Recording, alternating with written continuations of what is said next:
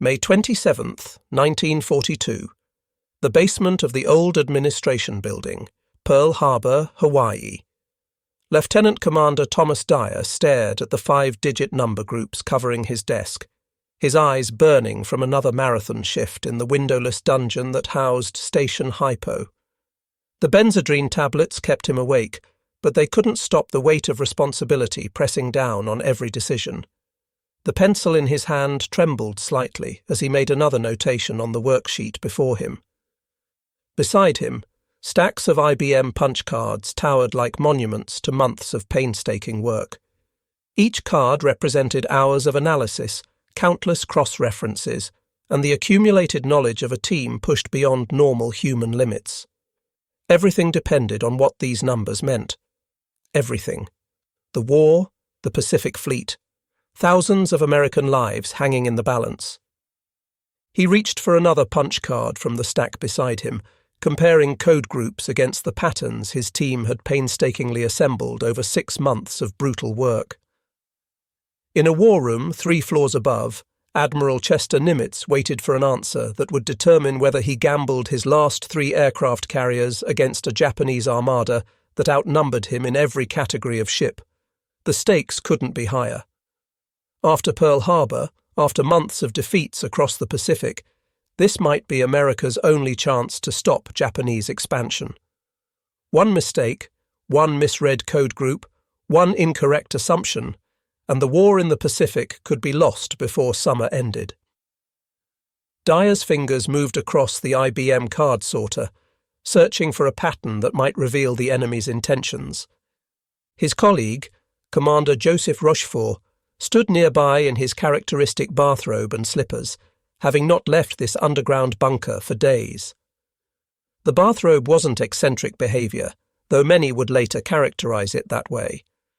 The basement was stifling, inadequately ventilated, and the heat from the IBM machines made proper uniforms unbearable. Rochefort's approach was purely practical.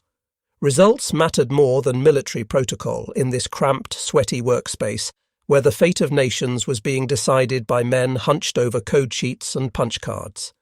Neither man knew that in the next week their work would change the course of World War II. The message intercepts were clear about one thing. The Imperial Japanese Navy was planning the largest operation since Pearl Harbor. 4 fleet carriers, dozens of supporting warships, and hundreds of the world's most experienced naval aviators were converging on a target designated by 2 letters in the Japanese code. AF. The question that haunted every man in that basement dungeon was simple but devastating. What was AF?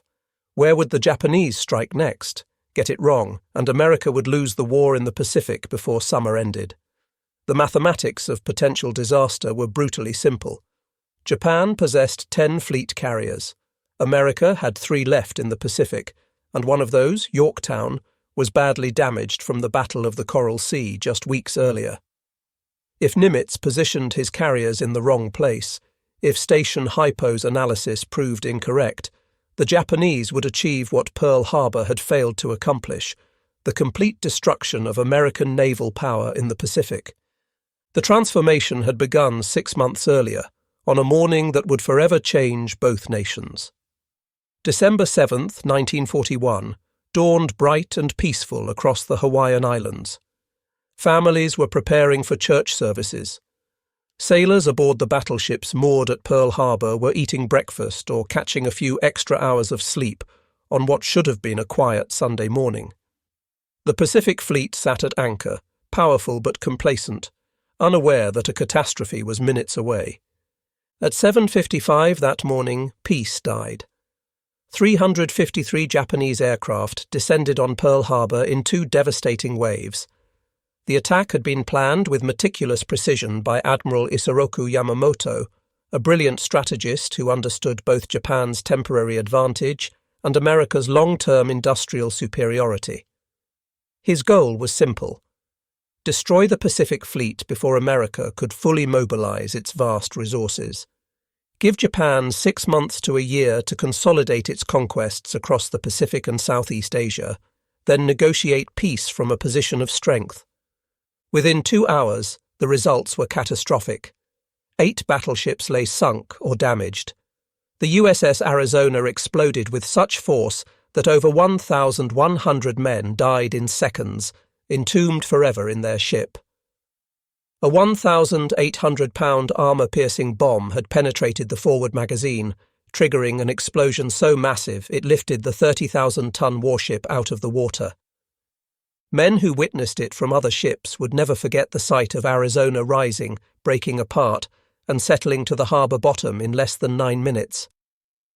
The USS Oklahoma rolled over after torpedo hits opened massive holes in her port side, trapping 429 sailors and Marines inside her hull. Some survived in air pockets for days, their desperate hammering on the hull audible to rescue workers who couldn't reach them in time. The USS West Virginia settled onto the harbour bottom with 106 crew members lost. Unlike Oklahoma and Arizona, West Virginia would eventually be raised, repaired, and returned to service, fighting in major Pacific battles.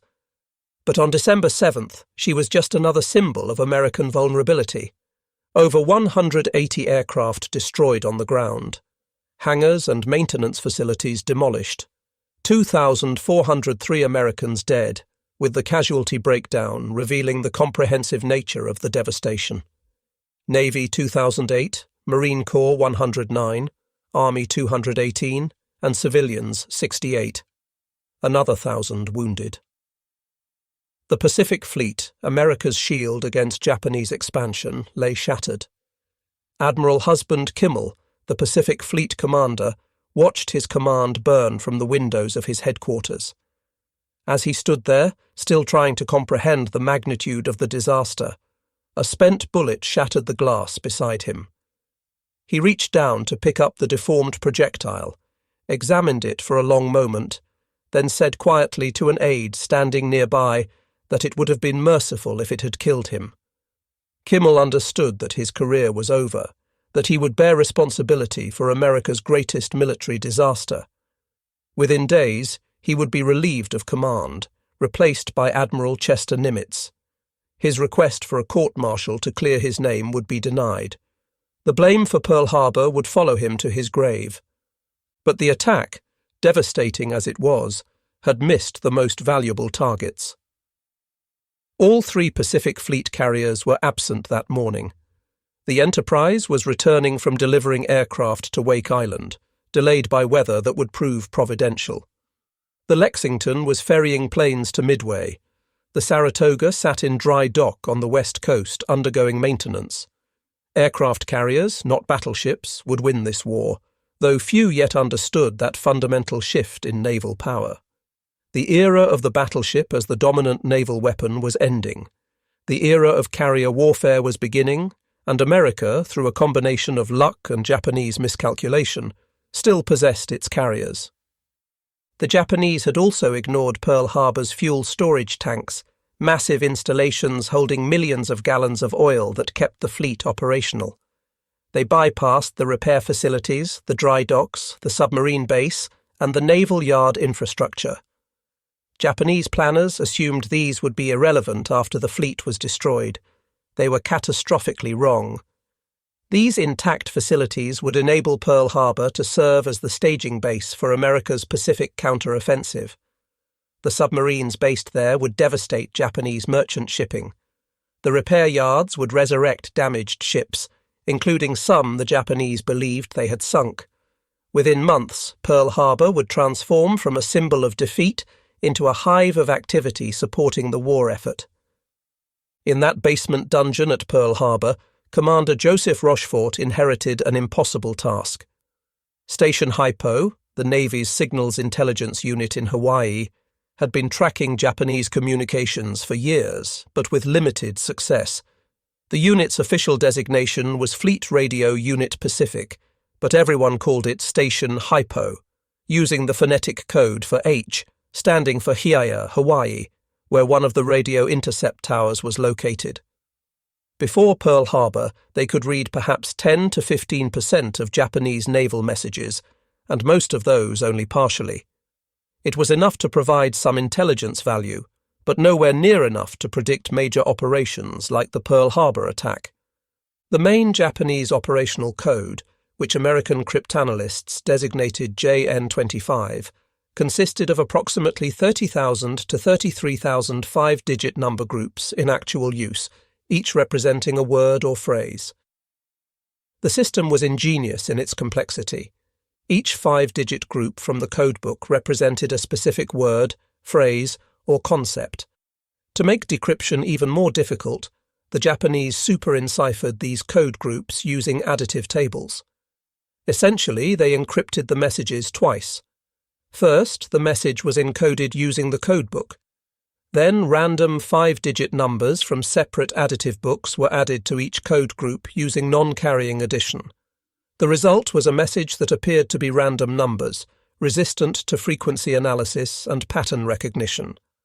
Breaking this system required stripping off the additive layer through mathematical analysis, then determining the meaning of each five-digit code group through painstaking analysis of usage patterns across thousands of intercepted messages. The cryptanalysts had to identify which additive table had been used for each message, subtract those additives to reveal the original code groups, then figure out what each code group meant. And the Japanese changed both the codebooks and the additive tables regularly, forcing the cryptanalysts to start over repeatedly. The additive system used books containing 300 pages, each page listing 100 random five-digit numbers. To encrypt a message, the sender would start at a specified page and line, adding each successive additive to the corresponding code group.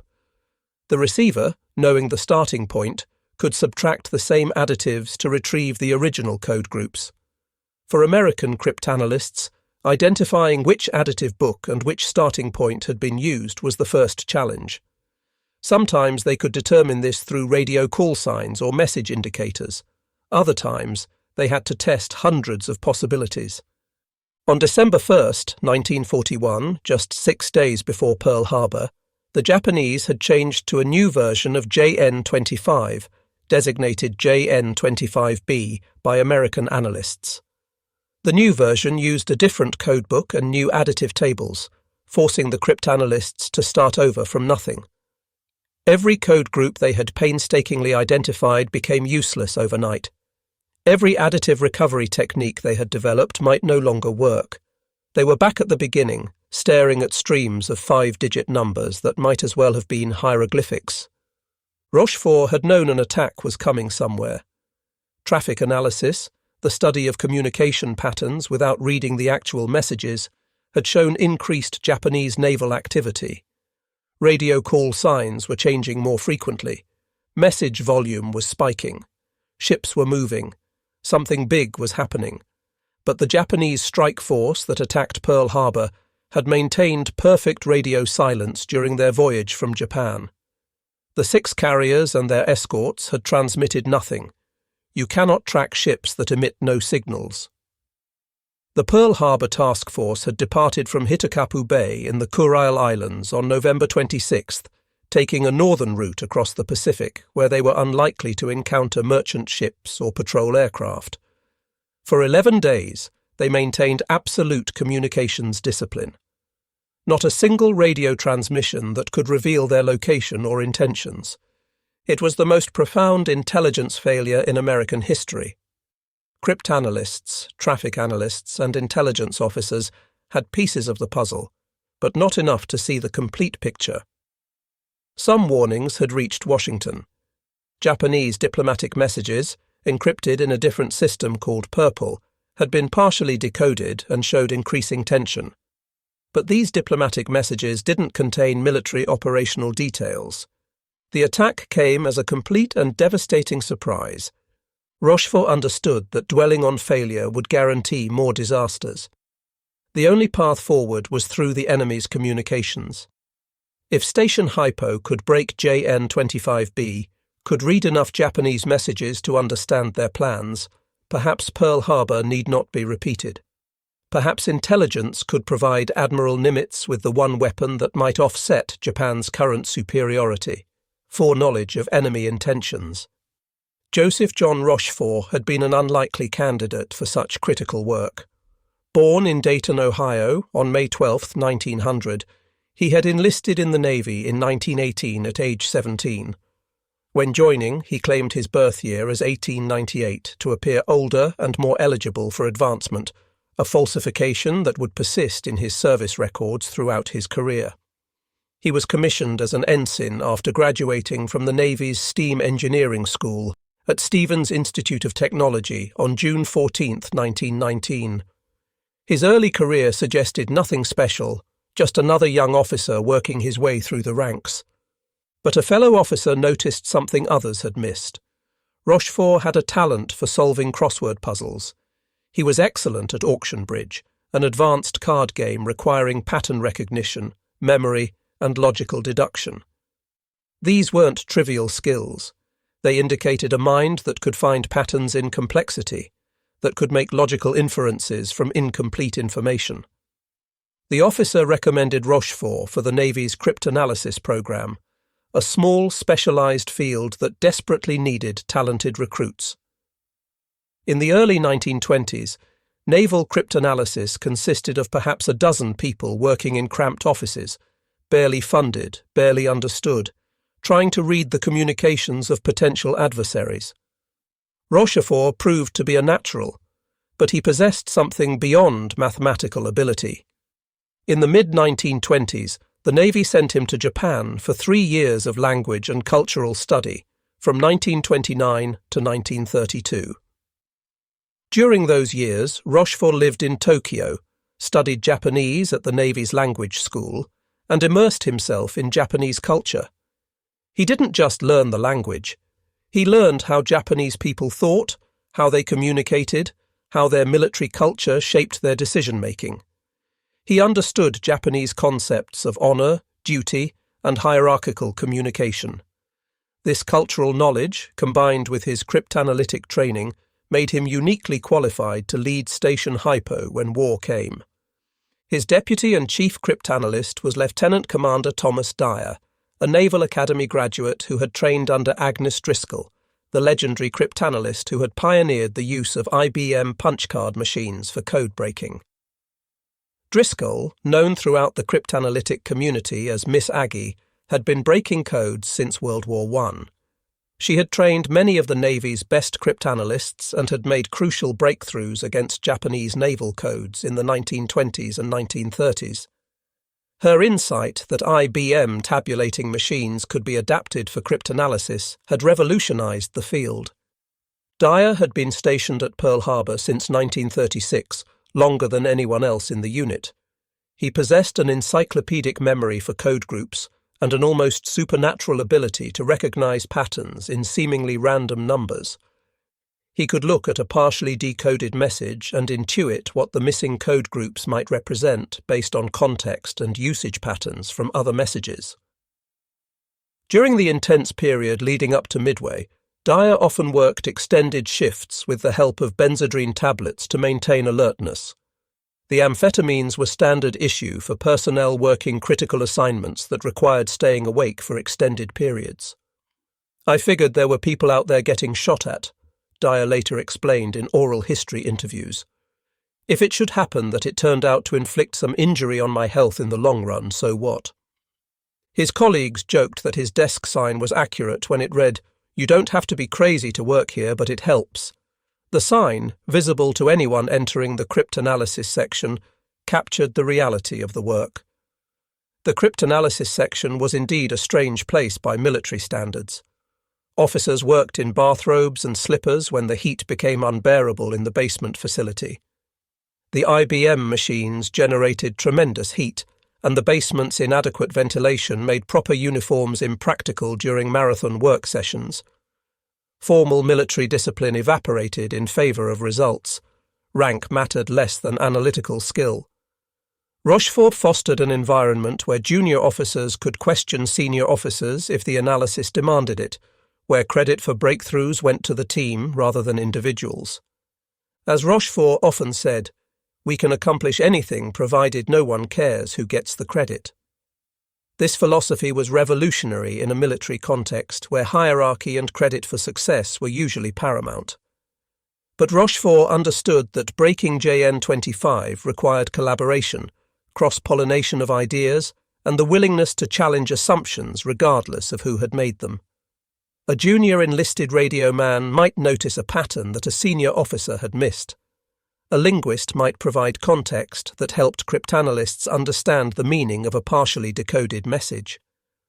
Everyone's insights mattered. This collaborative culture would prove essential when the pressure reached its peak in the spring of 1942. The linguistics section was led by Marine Captain Alva Laswell, who had studied Japanese for 3 years in Tokyo as part of the same exchange program that had trained Rochefort. During the Midway period, Laswell was actually promoted to Major on April 29, 1942, though he continued to be referred to by his previous rank in many accounts. He worked with 5 other linguists who represented the Navy's best Japanese language specialists. Their job was to translate the portions of messages that the cryptanalysts could decrypt, then work with intelligence analysts to determine what the messages meant in the larger context of Japanese naval operations. A partially decoded message mentioning carriers, aircraft, and fuel might mean a training exercise, or might mean an impending major operation. The linguists provided the cultural and linguistic context that helped distinguish between routine communications and critical intelligence. The traffic analysis section, led by Lieutenant Commanders Thomas Huckins and John Williams, focused on message externals rather than content. They tracked which stations were communicating with each other, monitored the volume of traffic between units, analysed priority designations, and mapped the patterns of communication that might reveal operational plans, even when the messages themselves remained encrypted. Traffic analysis could provide warning of major operations days or weeks before cryptanalysts could read enough messages to understand the details. An increase in message traffic between carrier divisions and supply units might indicate an impending sortie. Changes in radio call signs often preceded major operations. The sudden radio silence of a carrier division could mean they were underway for combat operations. This small team, working in a windowless basement with inadequate equipment and overwhelming workload, would soon face the most important intelligence challenge in American history. The work was painfully slow and frustrating. Each intercepted message arrived as a string of 5-digit number groups captured by radio intercept stations scattered across the Pacific. Radio men at stations in Hawaii, Australia, and other locations listened to Japanese naval frequencies 24 hours a day, transcribing every message they heard. These messages were forwarded to Station HYPO for analysis. First, the cryptanalysts had to strip off the additive encryption using mathematical analysis. The Japanese used additive tables where they added another 5-digit number to each code group using non-carrying addition. This meant that if a code group was 12345 and the additive was 67890, the encrypted result was 79135, adding each digit separately without carrying to the next position. Decryption required identifying which additive table had been used for each message, then subtracting the additive to reveal the original code group. This process alone could take hours for a single message. The cryptanalysts maintained massive files of recovered additives, organized by date and radio circuit, trying to identify patterns in how the Japanese used their additive tables. Once they had the original code groups, the real work began.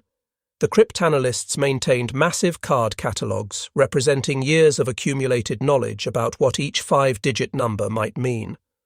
They made educated guesses based on context, comparing how specific code groups appeared in different messages, building slowly toward certainty. A code group that appeared frequently in messages between carriers might mean aircraft or aviation gasoline or flight operations. One that appeared in logistics messages might mean fuel or supplies or ammunition. The IBM punch card machines helped them search through thousands of messages to find patterns, comparing usage contexts, identifying code groups that appeared together frequently, building networks of meaning. But the actual analysis required human intelligence, intuition, and often brilliant guesses. The machines could sort and search, but only human analysts could interpret the results, make intuitive leaps, and recognize meaningful patterns in the chaos of partially decoded messages. It was detective work of the highest order, requiring mathematical precision, linguistic knowledge, cultural understanding, and creative thinking. By March 1942, Station HYPO had made sufficient progress against JN-25 that they could provide useful intelligence about Japanese operations. The breakthrough hadn't come from a single dramatic moment, but from months of grinding work. Each recovered code group made subsequent messages slightly more readable. Each identified additive pattern made stripping the encryption slightly faster. Gradually, painfully, the opacity of Japanese communications began to yield. They had contributed intelligence to the Battle of the Coral Sea in early May, helping the US Navy locate Japanese carriers and achieve a tactical draw that halted Japan's advance toward Australia. Coral Sea was significant for multiple reasons. It was the first naval battle in history where the opposing ships never came within sight of each other, all combat conducted by aircraft.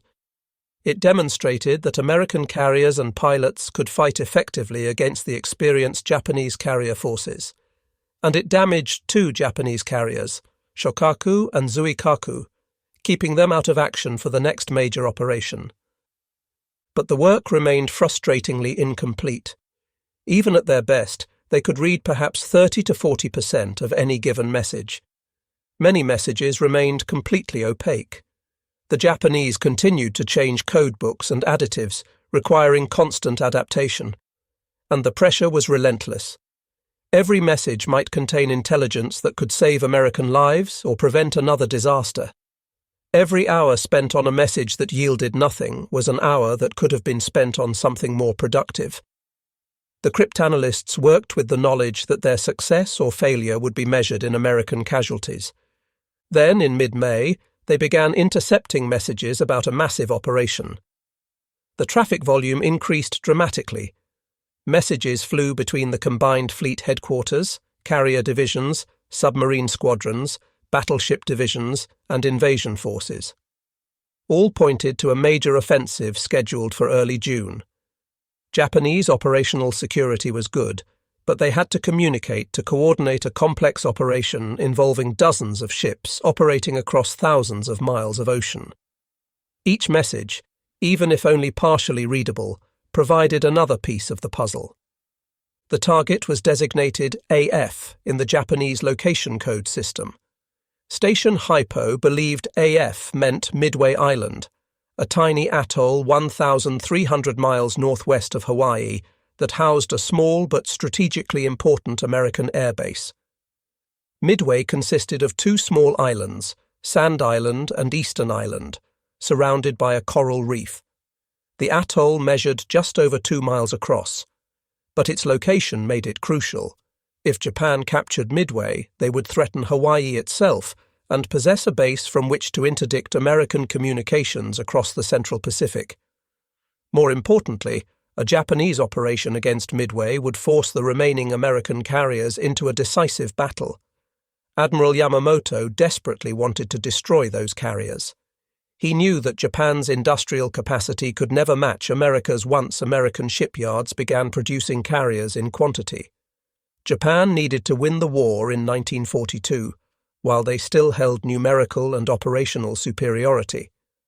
But in Washington, the Navy's main cryptanalysis center, designated OP-20G, disagreed with Station HYPO's assessment. OP-20G, located in the Navy Department building in Washington, was ostensibly the superior organization. They had more personnel, better equipment, and the advantage of being located at the seat of naval power. But they lacked Station HYPO's specialized focus on the Pacific Theater and Rochefort's team's cumulative experience with Japanese naval communications. The Washington analysts believed AF might be the Aleutian Islands in Alaska. Some thought it could be a renewed offensive in the South Pacific toward Port Moresby, Fiji, or Samoa. Others feared an attack on Hawaii itself, or even the American West Coast. Without certainty about the target, Admiral Nimitz couldn't position his forces effectively. If he concentrated his carriers near Midway and the Japanese attacked somewhere else, he would lose both his ships and the actual target of the Japanese offensive. The disagreement intensified through late May. OP-20G had been recently reorganized. Lawrence Safford, a brilliant cryptanalyst known as the father of Navy cryptology, had been replaced by Commander John Redman, a communications officer with little cryptanalytic experience. Redman was competent in his previous field, but was, as one assessment noted, untrained in cryptanalysis. He brought a communications officer's perspective to an analytical organization, emphasizing proper procedures and chain of command over analytical insights. The bureaucratic battle between Station HYPO and OP-20G was about more than the location of the Japanese attack. It was about control of naval intelligence. Rochefort reported directly to Nimitz's intelligence officer, Lieutenant Commander Edwin Layton, his friend from their years together studying Japanese in Tokyo, from 1929 to 1932. This direct communication worked brilliantly within the Pacific Theater. Intelligence reached the commander who needed it without bureaucratic delays, but it infuriated the Washington command structure. Rochefort was bypassing the established chain of command, providing intelligence directly to the fleet commander instead of routing it through official channels and OP-20G for validation. From Washington's perspective, this violated proper procedure and undermined central control of intelligence analysis. From Rochefort's perspective, war didn't wait for bureaucracy, and Admiral Nimitz needed intelligence immediately, not after it had been reviewed, second-guessed, and delayed by multiple levels of command in Washington. Admiral Ernest King, the Chief of Naval Operations who commanded the entire U.S. Navy, trusted his staff in Washington more than this informal arrangement in Hawaii. King was a brilliant but difficult man, known for his abrasive personality and his insistence on proper procedure. He disliked Rochefort intensely, viewing him as insubordinate and overly confident. Commander John Redman, who led OP-20G, resented Rochefort's independence and insisted that all intelligence analysis should be centralized in Washington, where it could be properly controlled and coordinated. The disagreement wasn't just about bureaucratic territory. Lives hung in the balance. If Nimitz positioned his 3 carriers near Midway and the Japanese attacked somewhere else, he would lose both his ships and the actual target of the Japanese offensive. With only 3 carriers against Japan's carrier fleet, America couldn't afford to be wrong even once. The Pacific Fleet couldn't sustain another Pearl Harbor-level disaster. If those 3 carriers were sunk, nothing would stand between Japan and Hawaii except a few submarines and some land-based aircraft. The West Coast would be vulnerable. The entire American position in the Pacific would collapse. Everything depended on determining what AF meant.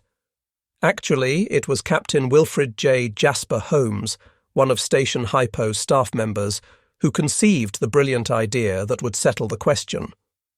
Holmes was a submariner by training who had been assigned to intelligence work. He had the practical mindset of an operational officer combined with an analytical mind. He suggested that Midway send an uncoded message reporting that their water desalination plant had broken down and the base was running short of fresh water. If the Japanese intercepted this message and then reported that AF was short of water, Station HYPO would have definitive proof that AF meant Midway. It was a simple ruse, almost too simple to work. But simplicity was its strength. The Japanese were intercepting American communications just as the Americans were reading Japanese messages. If they overheard an unencrypted emergency message about water shortages at Midway, they would have no reason to suspect it was false. Water desalination equipment broke down regularly in tropical climates. A shortage would be a natural result of equipment failure. The Japanese intelligence services would report this useful tactical information about a potential target. Rochefort immediately recognized the brilliance of Holmes's idea and brought it to Edwin Layton, who presented it to Admiral Nimitz. Nimitz was the kind of commander willing to trust his intelligence officers and take calculated risks. He approved the plan immediately. The garrison commander at Midway received instructions via secure submarine cable, a communications method the Japanese couldn't intercept, to transmit an emergency request for water supplies in plain language that anyone monitoring radio frequencies could intercept. Around May 19th to 21st, 1942, Midway sent the message. The transmission went out in clear, unencrypted language, reporting equipment problems and requesting emergency water supplies from Pearl Harbor. Within 2 days, Station HYPO intercepted a Japanese intelligence report. The message, sent in JN-25 and partially decrypted by Rochefort's team, stated that AF was experiencing water shortages. The proof was irrefutable. AF meant Midway. The Japanese were coming, but Washington remained skeptical. OP-20G insisted the attack would come in mid-June, while Station HYPO predicted late May or early June based on date indicators in the messages. The date-time groups in Japanese messages were superenciphered beyond the standard JN-25 encryption, making them particularly difficult to decrypt. OP-20G hadn't broken the date-time encryption. Station HYPO had, thanks to a breakthrough by Lieutenant Joseph Finnegan. Finnegan, working under Dyer's supervision, discovered the method the Japanese used to encrypt their date-time groups.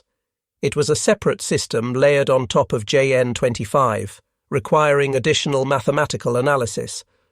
Edwin Layton, in his memoir, And I Was There, specifically credited Finnegan with discovering the method that the Japanese had used to lock up their date-time groups. This breakthrough allowed Station HYPO to determine not just where the Japanese would strike, but when. On May 26th, they intercepted orders for 2 destroyer groups escorting invasion transports and successfully decrypted the date-time data using Finnegan's methods. The orders specified that the attack would occur on either June 4th or 5th, 1942. This level of precision was unprecedented. Admiral Nimitz would know not just where to position his forces, but when the enemy would arrive. The Washington analysts questioned whether Rochefort was being too aggressive in his interpretations, reading certainty into partial messages, letting his confidence overcome analytical caution. Admiral King remained unconvinced. The career consequences for Rochefort if he was wrong would be catastrophic. He would be blamed for misleading the Pacific Fleet commander, for risking America's last carriers on a faulty analysis. His career would be over, and worse, American sailors would die because of his mistake. But Rochefort stood by his analysis. His team had been working 18 to 24-hour shifts for weeks, surviving on coffee, cigarettes, and occasional sandwiches brought to the basement. The evidence was overwhelming. The volume of message traffic, the units involved, the logistical preparations, the date indicators, and the water ruse confirmation all pointed to the same conclusion. Midway, early June, 4 carriers. This was Japan's next major operation. By May 27th, Rochefort's team had decrypted enough messages to provide Nimitz with almost the entire Japanese order of battle.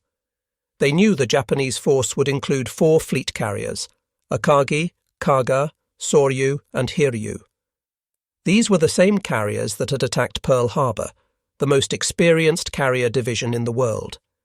They knew the force would include 2 battleships, among them Yamamoto's flagship Yamato, the largest and most powerful battleship ever built.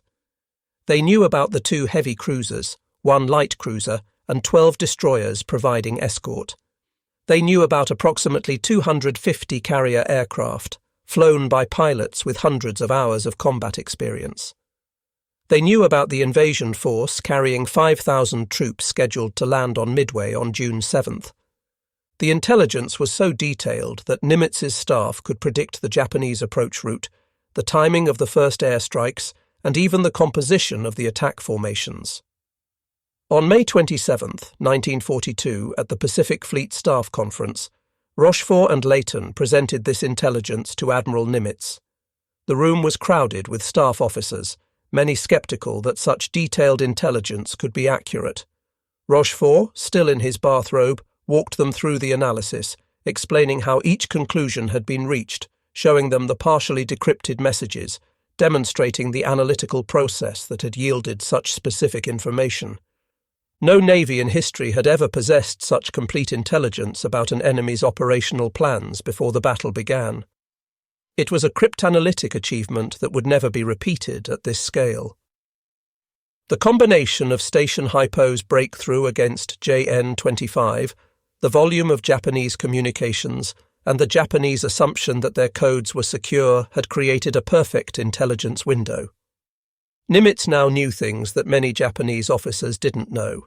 He understood Yamamoto's strategy better than some of Yamamoto's subordinates. But intelligence alone doesn't win battles. Nimitz faced a terrible calculus. He had 3 carriers: Enterprise, Hornet, and Yorktown. Enterprise and Hornet were in good condition, but Yorktown was badly damaged.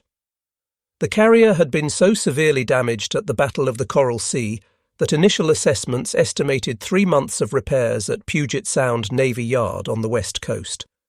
Structural damage to the flight deck, damage to the fuel system, fires that had killed dozens of crew members. Yorktown should have been out of action until late summer. Nimitz made one of the most consequential decisions of the war. He told the repair crews at Pearl Harbor they had 3 days to make Yorktown battle-worthy. Not fully repaired, not restored to perfect condition, but functional enough to launch and recover aircraft, to fight one more battle. The repair crews thought it was impossible. They were being asked to accomplish in 72 hours what would normally take 90 days. What followed was a near miracle of industrial effort. Yorktown entered Dry Dock No. 1 at 11 a.m. on May 28th. Over 1,400 workers swarmed the ship, working around the clock. Welders repaired structural damage to the flight deck. Electricians restored damaged systems. Damage control teams patched holes.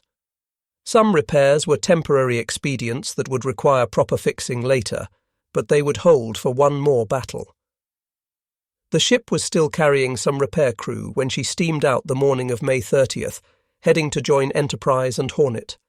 Approximately 48 to 72 hours of actual repair work, compressed into 3 calendar days. A remarkable achievement that enabled Yorktown's crucial participation in the battle.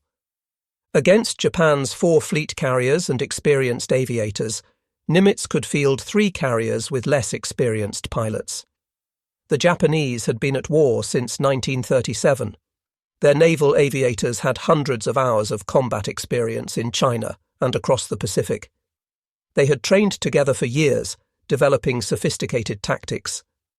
Their aircraft carriers had operated together as a strike force since the beginning of the war, achieving perfect coordination. American carrier doctrine was still evolving. Many American pilots had never seen combat. Some had only basic training in carrier operations. The disparity in experience was enormous. The numbers were daunting in every category. But Nimitz had the ultimate advantage that Rochefort had given him: perfect intelligence. He positioned his carriers at a location they codenamed Point Luck, 350 miles northeast of Midway, where they could ambush the Japanese carriers after the first strike on Midway's airfields. The Japanese, confident that they had achieved surprise, expected to attack the undefended island, recover their aircraft, rearm them with different weapons, and then hunt for American carriers they assumed were still at Pearl Harbor, or at least several days away from the battle area. Admiral Chuichi Nagumo, commanding the Japanese carrier strike force, believed he would have hours to conduct operations before encountering any American opposition. He expected to bomb Midway into submission, then spend the afternoon searching for American ships, if any were nearby. The possibility that 3 American carriers were already positioned northeast of Midway, waiting in ambush, never occurred to him. Japanese naval intelligence had assured him that Yorktown was sunk at Coral Sea, that Enterprise and Hornet were thousands of miles away, and that no American carriers could possibly be near Midway when his forces arrived. Nimitz's gamble was almost incomprehensible in its boldness. If Rochefort was wrong about the location, timing, or Japanese force composition, the Pacific Fleet would be destroyed, and Hawaii would be defenseless. If Washington's analysis was correct and the attack came elsewhere, Nimitz would lose both his carriers and the actual Japanese target. If the intelligence was right, but the battle went badly, America would lose its last 3 carriers, and the war in the Pacific would be lost. Nimitz was staking everything on the analysis of intercepted messages performed by a small group of exhausted men working in a basement with primitive equipment. Everything depended on the analysis of intercepted messages, on the accuracy of code group identifications, on the correct interpretation of partially decoded messages, on the synthesis of fragments into a coherent picture. Rochefort and his team had provided Nimitz with intelligence of unprecedented quality. Now American sailors and aviators would have to execute the battle that intelligence had made possible. On June 3, 1942, Navy patrol planes spotted the Japanese fleet approaching Midway from the northwest, exactly where Rochefort had predicted. The PBY Catalina flying boats, operating at the extreme limit of their range, found the invasion transport group first, then the carriers. Each sighting report confirmed Station HYPO's analysis. Location, timing, force composition, all matching the intelligence. Nimitz's gamble was validated. The trap was set. At dawn on June 4th, 108 Japanese aircraft launched from the 4 carriers and headed for Midway. 36 Aichi D-3A dive bombers, 36 Nakajima B-5N torpedo bombers, armed with high-explosive bombs for land targets, and 36 Mitsubishi A-6M0 fighters. American radar on Midway detected them 93 miles out, at 05:45 hours. The defenders scrambled every available aircraft to intercept. The Japanese strike devastated Midway's facilities, destroying fuel tanks, hangars, and the command post. American fighters tried to intercept but were overwhelmed by the Zeros. Marine Corps pilots in obsolete F-2A Buffalo fighters suffered terrible casualties. Ground fire damaged some Japanese aircraft, but the attack achieved most of its objectives. The Japanese formation commander, examining the results, radioed back that a second strike would be necessary. Midway's runways were damaged but still operational. Defending aircraft had survived. The base wasn't completely suppressed. But the first real shock came with American aircraft from Midway attacking the Japanese carriers. Marine Corps dive bombers, Army Air Force B-17 bombers, and Navy torpedo bombers struck at the Japanese fleet without success, suffering heavy casualties. But they forced the Japanese to keep their combat air patrol engaged.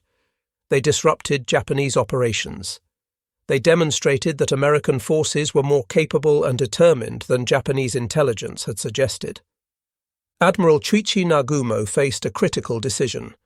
His aircraft were returning from Midway, low on fuel and needing to land. The after-action assessment suggested a second strike on Midway would be necessary to completely suppress the base. Following doctrine, he ordered his reserve aircraft rearmed with land attack bombs for a second strike. Ordnance crews began removing the armor-piercing bombs and torpedoes from the aircraft spotted on the hangar decks, replacing them with high-explosive bombs designed for land targets. Then, at 7:28 a.m., everything changed. A Japanese scout plane, launched late due to a catapult problem, reported sighting 10 American surface ships to the northeast. The scout's initial report didn't specify ship types, but the presence of any American ships in the area was unexpected. Nagumo suddenly faced the possibility of American carriers in the area, something he had been assured was impossible. Yorktown was supposedly sunk. Enterprise and Hornet were supposedly nowhere near Midway. Nagumo immediately halted the rearming process and ordered his aircraft switched back to anti-ship weapons, torpedoes and armor-piercing bombs. The ordnance crews reversed course, removing the land attack bombs they had just loaded, bringing up anti-ship weapons from the magazines. The flight decks and hangars of all 4 Japanese carriers became scenes of controlled chaos. Bombs that had just been mounted on aircraft were removed and sent below. Torpedoes were brought up from magazines and attached to aircraft. Fuel lines remained connected to planes as they were being rearmed. Loose ordnance, both bombs and torpedoes, piled up on deck because there wasn't time to properly store everything below while simultaneously preparing for launch. It was the most dangerous situation possible on an aircraft carrier. Fully fueled planes, surrounded by loose bombs and torpedoes, with aviation gas fumes thick in the air. At 10:22 a.m., American dive bombers arrived overhead.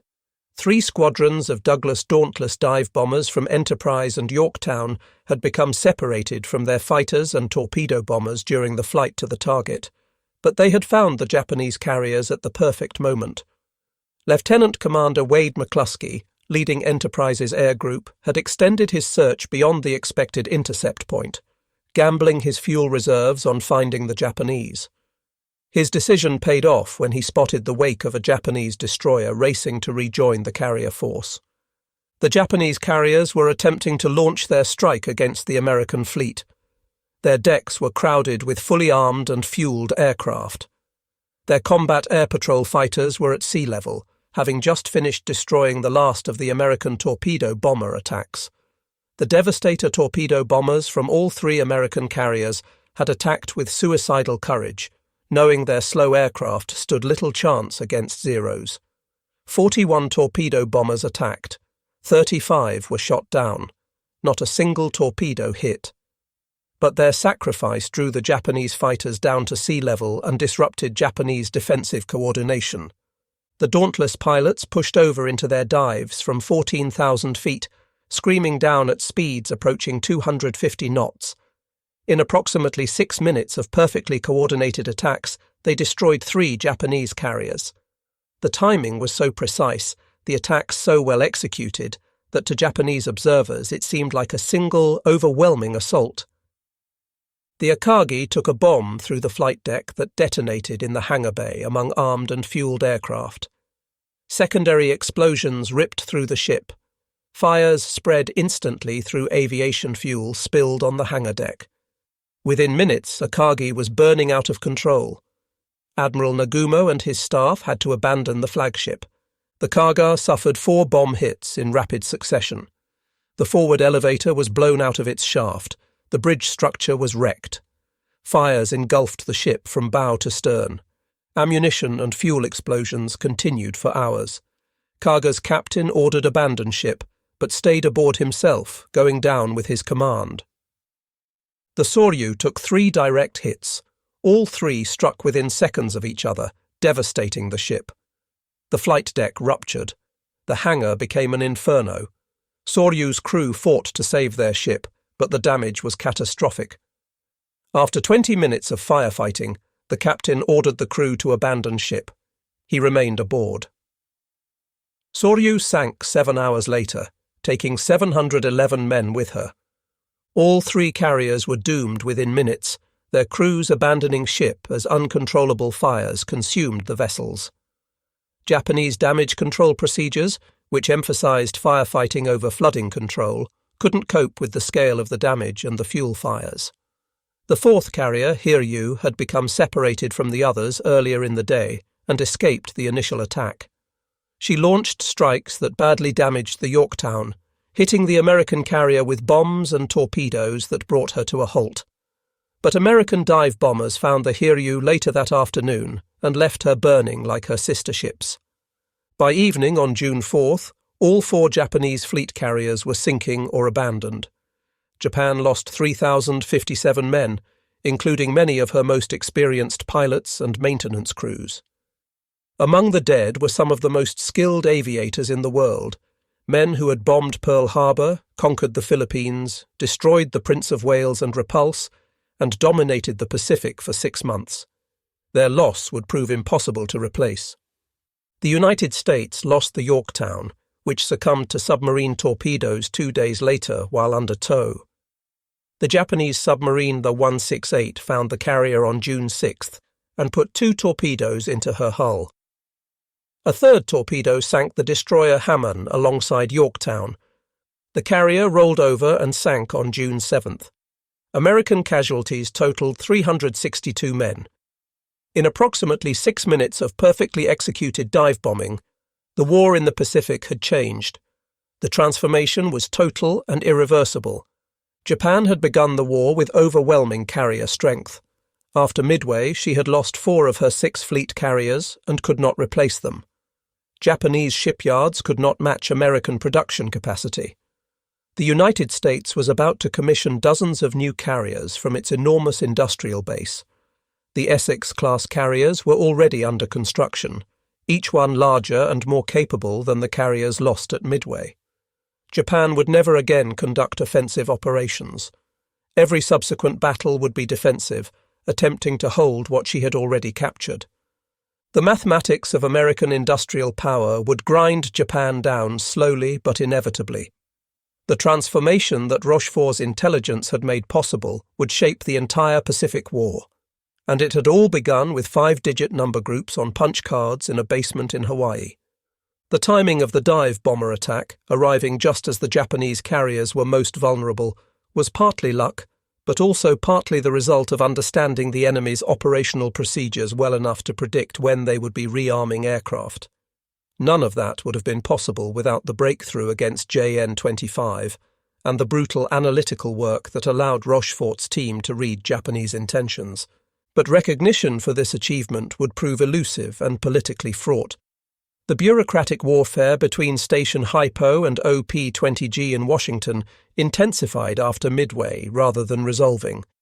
Both organizations claimed credit for the victory. Washington argued that their analysis had contributed to the success. Station HYPO insisted their work had been decisive. The dispute became personal and bitter. Commander John Redman, who led OP-20G, resented Rochefort's independence and his direct relationship with Nimitz. Redman's brother, Rear Admiral Joseph Redman, held a senior position in naval communications and supported his brother's efforts to centralize control of cryptanalysis in Washington. Admiral Ernest King, the chief of naval operations, supported the Redman brothers. King believed in centralized command and distrusted Rochefort's informal methods.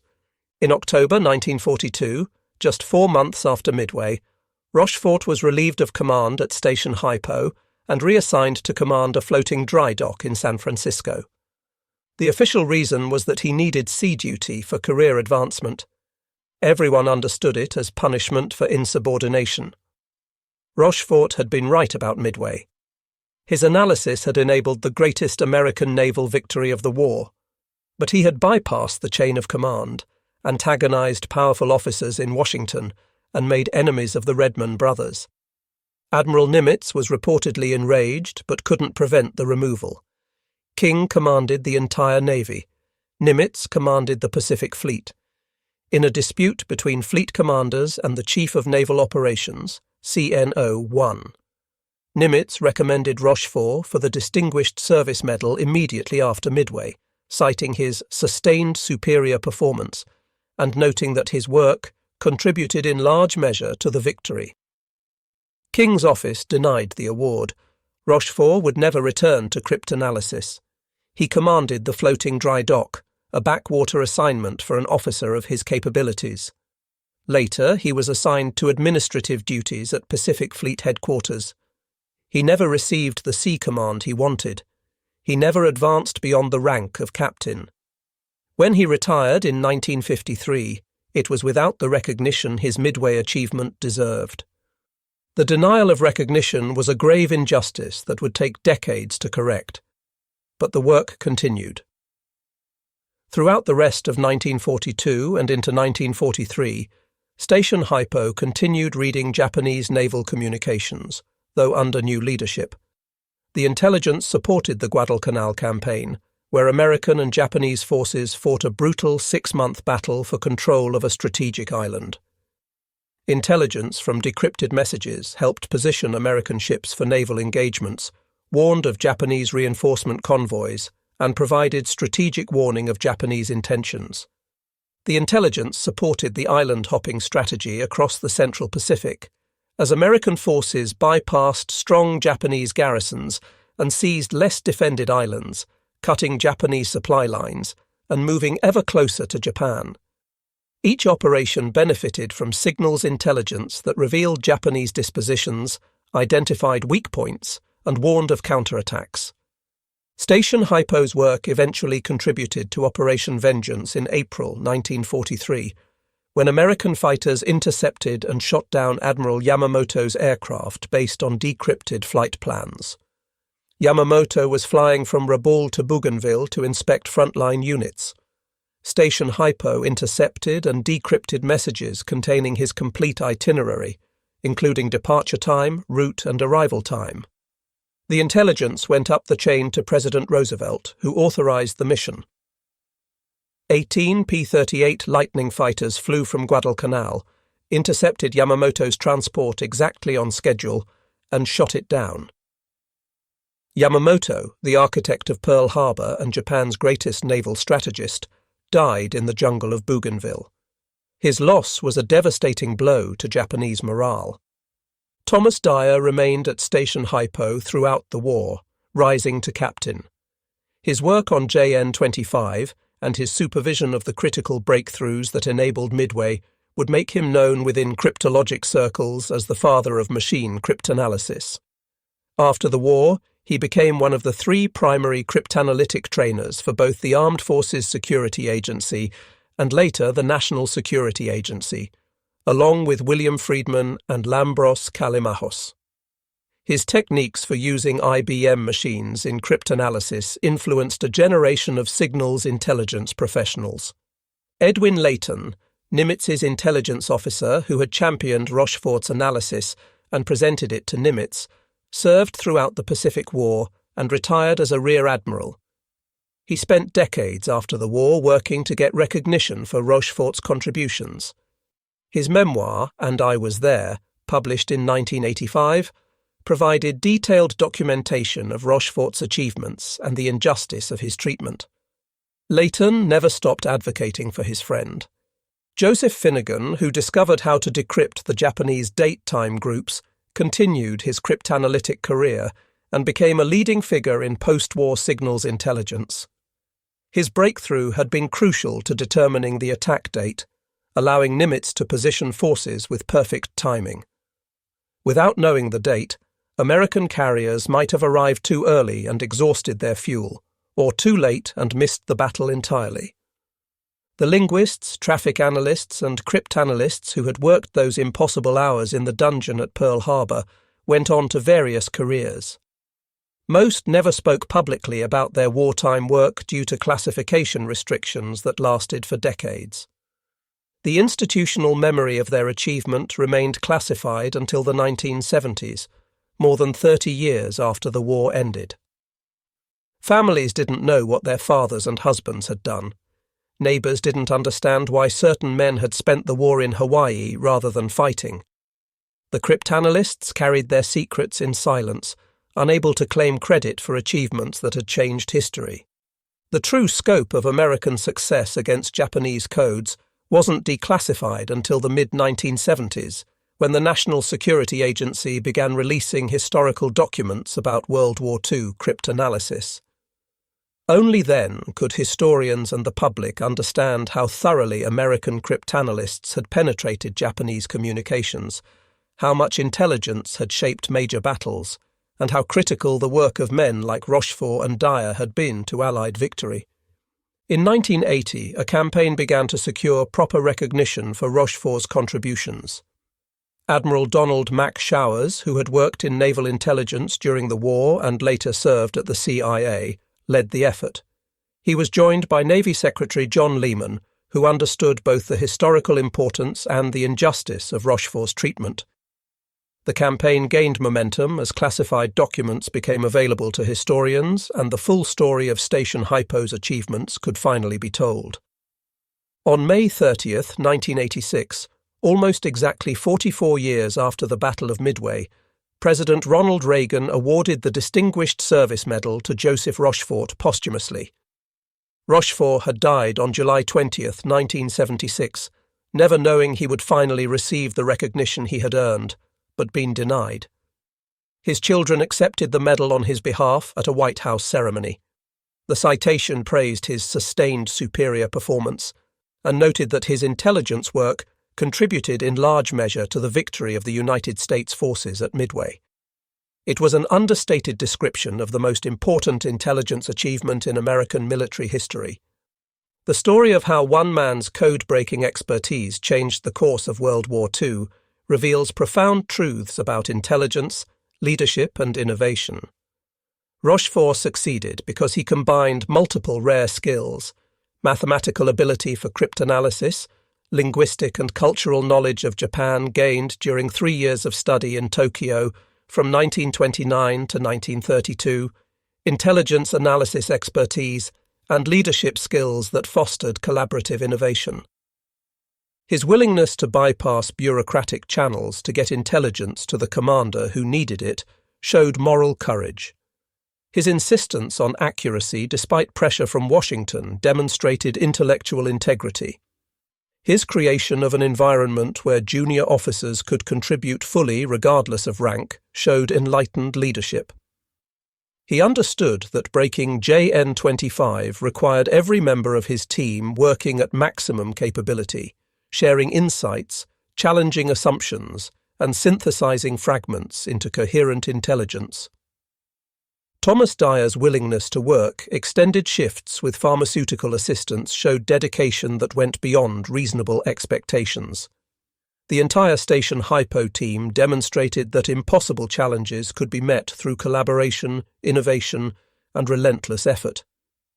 They understood that what they were doing mattered more than personal comfort, sleep, or health. The men defending Midway, the pilots flying into combat, the sailors manning battle stations depended on the accuracy of Station HYPO's intelligence. The technical achievement was extraordinary. Breaking JN-25 required not just mathematical skill, but intuition, pattern recognition, and the ability to think like the enemy. The IBM punch card machines helped with sorting and searching, but the actual breakthroughs came from human intelligence applying creativity to seemingly intractable problems. The scale of the task was overwhelming. With approximately 30,000 to 33,000 code groups in actual use, each message presented millions of potential meanings.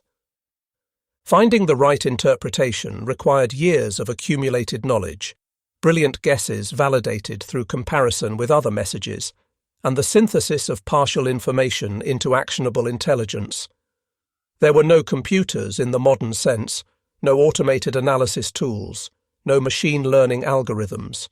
Just pencils, paper, punch cards, and human minds working at the absolute limits of their capabilities. The cryptanalysts worked with the knowledge that every hour counted, that the next message might contain intelligence that could save thousands of lives. The strategic impact extended far beyond Midway. Rochefort's work established that signals intelligence could provide decisive advantage in modern warfare. It demonstrated that investing in cryptanalysis, even when the work seemed impossibly difficult, could yield results that changed the course of history. It showed military commanders that trusting intelligence analysts and acting on their assessments, even when those assessments contradicted conventional wisdom, could lead to victories that would otherwise be impossible. The transformation of the Pacific War that began at Midway created ripple effects that would shape the world for decades. Japan's defeat led to American occupation and the transformation of Japan into a democratic ally. The Pacific Island chains would become key positions in the Cold War. The carrier aviation tactics developed during the Pacific War would dominate naval warfare for the next 8 decades. The cryptanalysis techniques pioneered at Station HYPO would evolve into the massive signals intelligence infrastructure of the National Security Agency. The lessons learned from breaking JN-25 influenced American approaches to signals intelligence throughout the Cold War and beyond. The integration of cryptanalysis, traffic analysis, and operational intelligence became standard practice. The use of IBM machines and later computers for cryptanalysis revolutionized the field.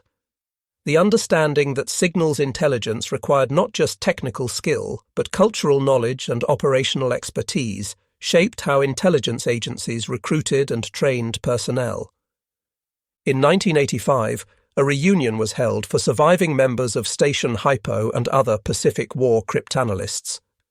Men in their 60s and 70s gathered to remember their younger selves working impossible hours in that basement dungeon, racing against time to give their forces any possible advantage.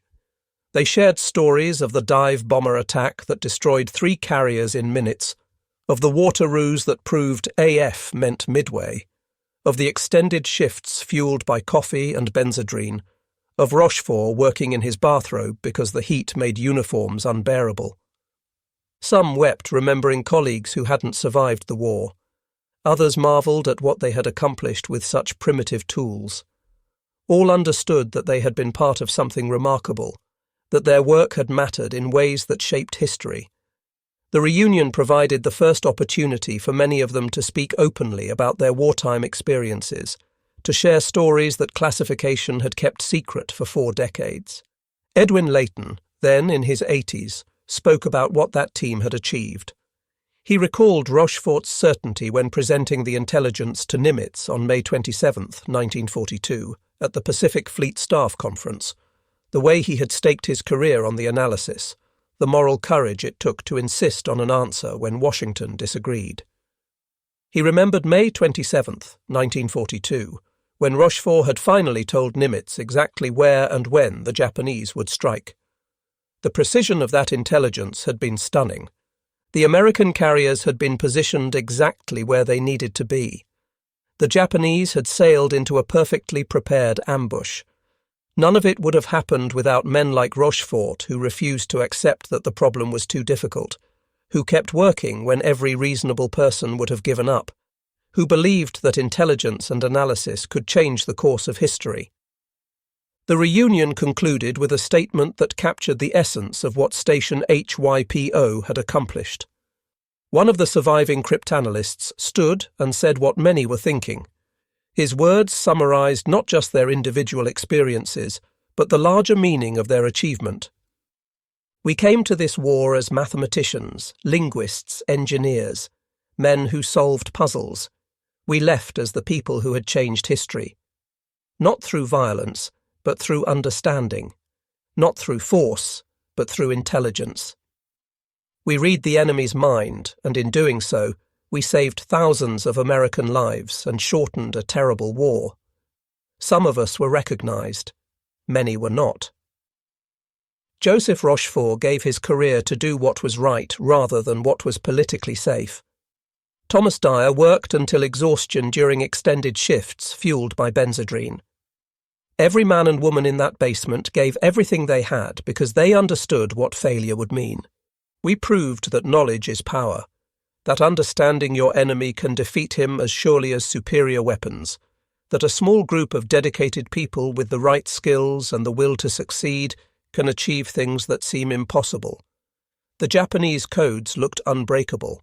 Approximately 30,000 to 33,000 code groups, superenciphered, constantly changing.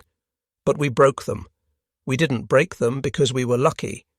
We broke them because we were smart, because we worked harder than anyone thought possible, because we refused to quit, because we understood that everything depended on success. The Battle of Midway was won by pilots who flew into overwhelming anti-aircraft fire, by aircraft mechanics who prepared planes under impossible conditions, by commanders who made bold decisions, by sailors who fought damage control when their ships were sinking. But it was made possible by intelligence, by codebreakers who gave Admiral Nimitz the one thing he needed most, certainty about enemy intentions, delivered with conviction on May 27, 1942. To the memory of Joseph Rochefort, born May 12, 1900, who died before receiving the recognition he earned on May 30, 1986. To Thomas Dyer and every cryptanalyst who sacrificed sleep, health, and sometimes sanity during those grueling extended shifts to read the enemy's messages.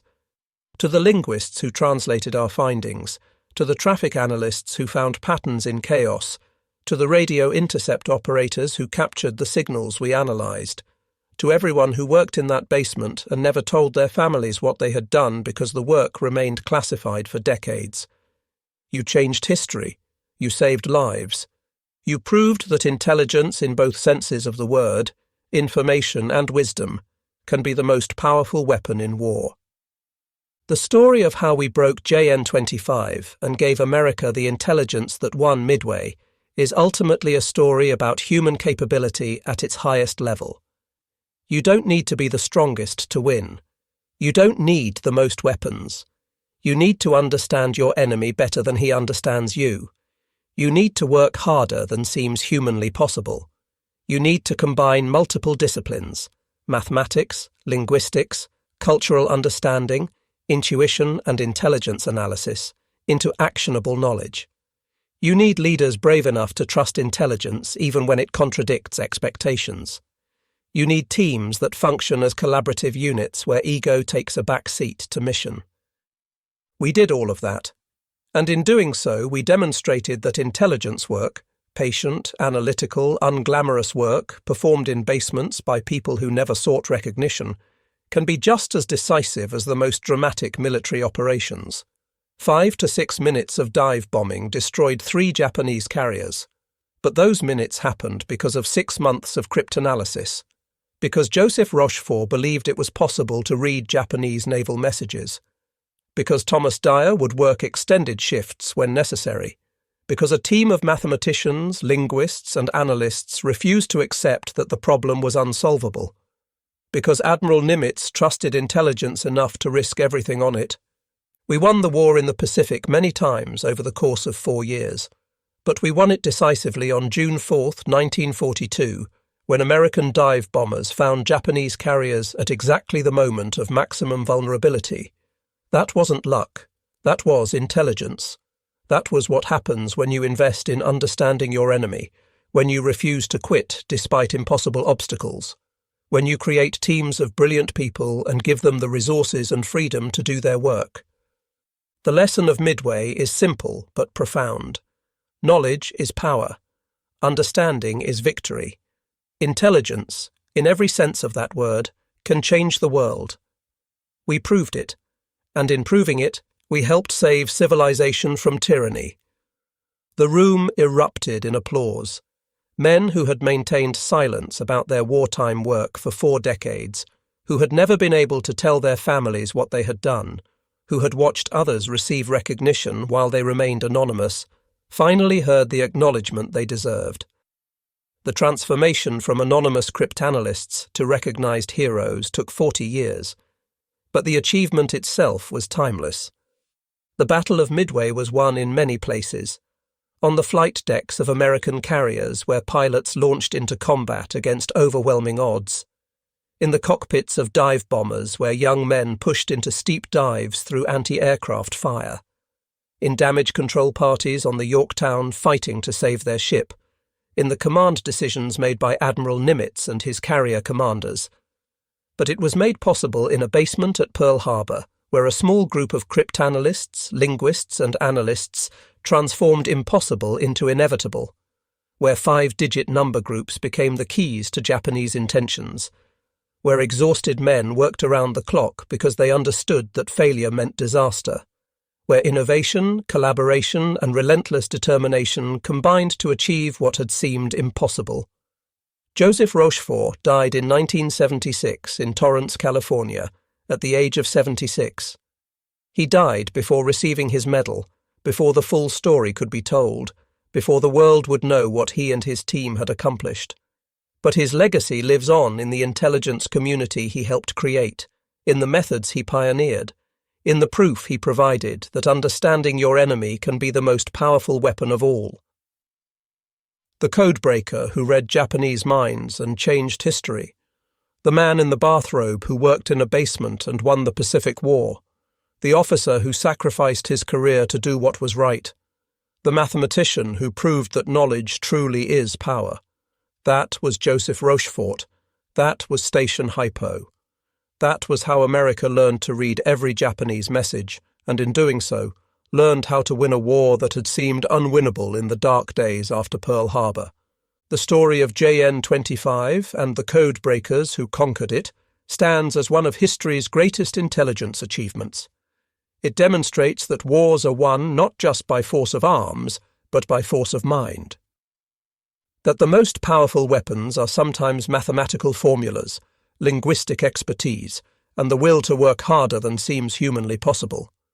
That a small group of dedicated people in a basement can change the course of history as surely as entire armies.